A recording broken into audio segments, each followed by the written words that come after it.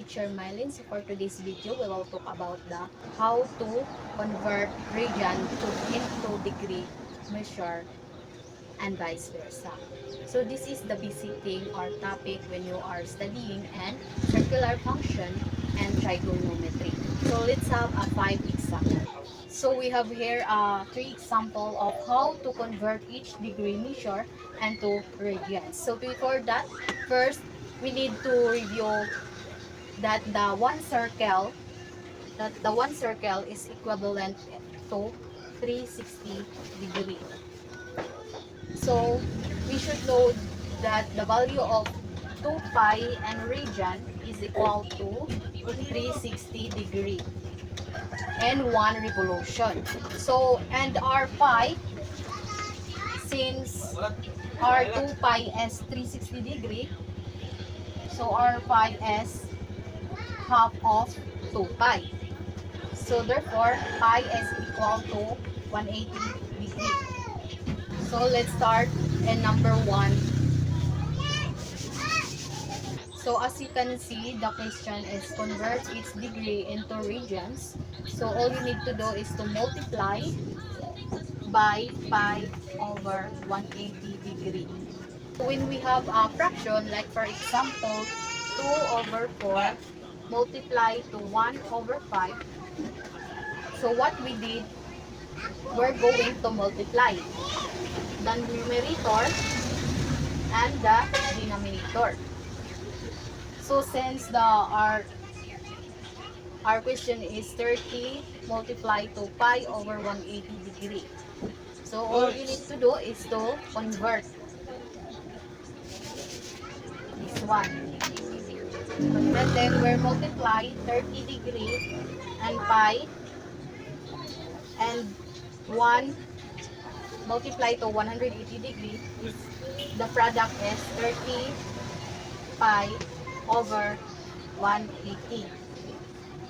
But first we know that GCF or greatest common factor. So what is our greatest common factor in 30 degree and 180 degree? Is simply 30 degree. So 30 degree divided by 30 is equal to 1. And 180 degree divided by 30 degree is equivalent to 6. So our answer here is pi multiplied to 1 is equal to pi. Then 6 multiplied to 1 is equal to 6. So this is the final answer. So let's proceed in number 2. So just like before, all you need to do is to find the first we need to multiply in pi over 180 degree. And then we find the GCF, the common factor. So what is the greatest common factor here? Is also 30. So convert it to 1.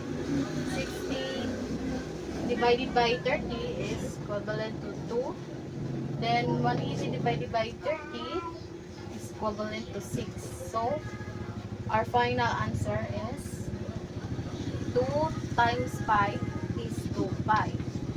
Then 1 times 6 is equivalent to 6. So this is the final answer. So now let's proceed to our number 3.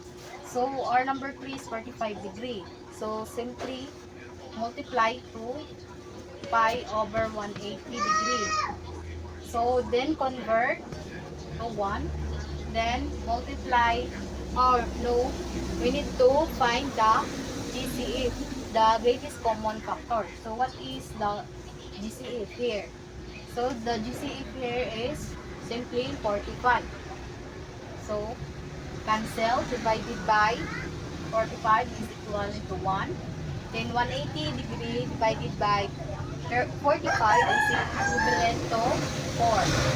So 1 times pi is equivalent to pi over 1 times 4 is equal to 4.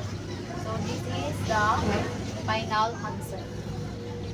So let's proceed to convert each radian, measure, into degree.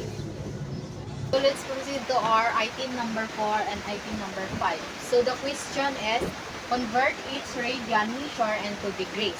So you notice earlier that if the given is degree, you need to multiply and pi over 180 degrees. But if your given is radian and 2 degrees, you multiply and 180 degrees over pi. So all you need to do is to cancel the pi, then find the GCF. So our GCF is 18. So cancel 18 divided by 18, so we have 1. Then 18 divided by 180 degrees is equal to 10. So our answer here is 10 degrees. Let's proceed to our item number 5. So our given is 35 pi over 18. So what will happen?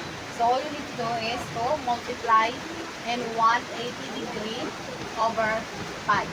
So first, we need to cancel the pi. Then find the GCF. So our GCF is 18.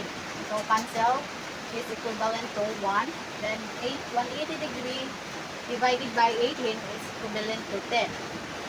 So then all you need to do is to multiply the numerator. So 35 multiplied to 10 is equal to 350 degrees. So this is the answer of item number 5. So that's all. Thank you. Bye-bye.